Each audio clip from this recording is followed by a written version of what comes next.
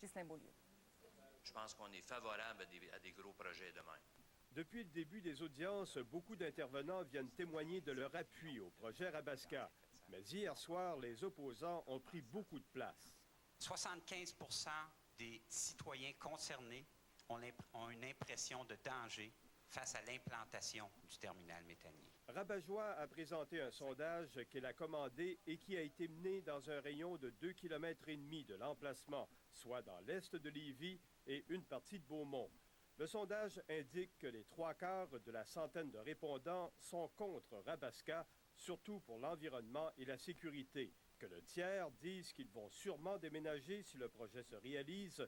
7 sur 10 croient que le terminal méthanier n'est pas nécessaire pour l'avenir énergétique du Québec et 73 % disent que leur propriété va perdre de la valeur.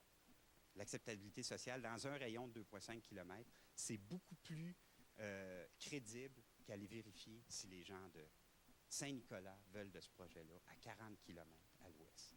Les sondages menés jusque-là étaient surtout favorables à Arabasca, mais ils couvraient l'ensemble de la ville de Lévis. Rabat-Joie a aussi soumis 2 rapports d'experts qui soutiennent que les promoteurs minimisent les dangers, ce que nie Arabasca. Et s'il y a des questions supplémentaires, on va y répondre comme on a fait depuis le début, mais on pense qu'on n'a surtout pas minimisé les impacts potentiels. Hier soir, il y a aussi le Parti Québec solidaire qui s'est prononcé contre tout terminal méthanier au Québec.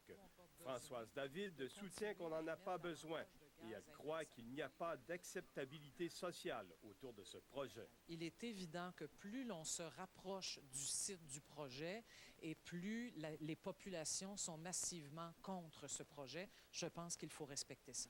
Ghislain Beaulieu, Radio-Canada. De se faire entendre.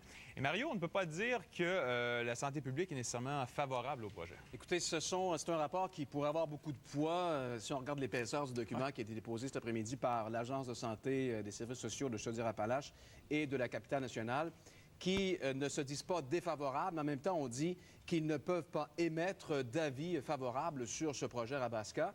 Et en même temps, on ajoute un peu plus loin que les directeurs estiment que la démonstration de l'initiateur du projet Arabasca quant à la justification du projet et au choix du site n'est pas très convaincante. Donc, c'est quand même un dur coup pour les promoteurs du projet Arabasca. Ce qu'on dit, entre autres, principalement au niveau des agences de santé de Chaudière-Appalaches et de la capitale nationale, c'est qu'on manque d'informations pour vraiment se faire une tête sur le projet. Et on émet en même temps beaucoup de recommandations sur plusieurs choses qui chicotent beaucoup les citoyens qui sont contre, par exemple, le climat sonore, la qualité de l'air, l'eau potable, la luminosité, les gaz à effet de serre, sécurité. On parle aussi de la zone d'exclusion qui ne serait pas suffisante. On va entendre un des porte-paroles.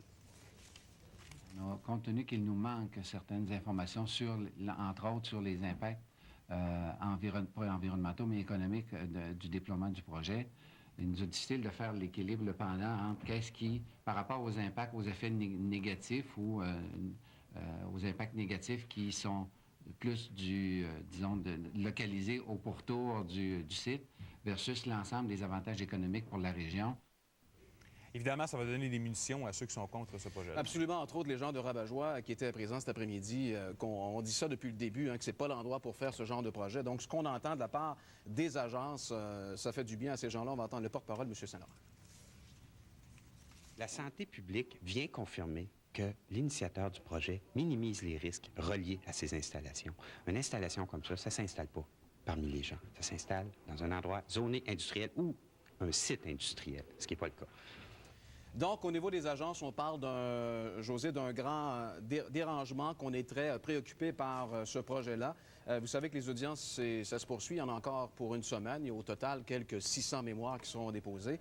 Et les commissaires devront remettre leur rapport le 4 avril prochain. Mais évidemment, ce qui a été déposé cet après-midi, c'est important parce que c'est la préoccupation de beaucoup de gens. Celles aussi de Chaudière-Appalaches disent manquer d'informations et refuse d'appuyer le projet sans réserve. Pierre Stéa, la santé publique est loin d'être rassuré par ce projet de terminal méthanier. Bien, je vous donne un exemple bien précis, Pierre. On a parlé des calculs qui ont mené à la création de cette fameuse zone d'exclusion, une zone de sécurité, si vous voulez, autour des installations. La santé publique aimerait avoir plus de précision sur les marges d'erreur de ces calculs-là. Ce que dit la sécurité publique, ce qu'elle dit, c'est qu'on n'a pas assez d'informations là-dessus et ça pourrait remettre tout en question. Donc, on estime que la zone de sécurité tout autour n'est pas assez grande. On devrait l'agrandir. Cependant, on nuance quand même les propos dans ce volumineux rapport là, qui a quelques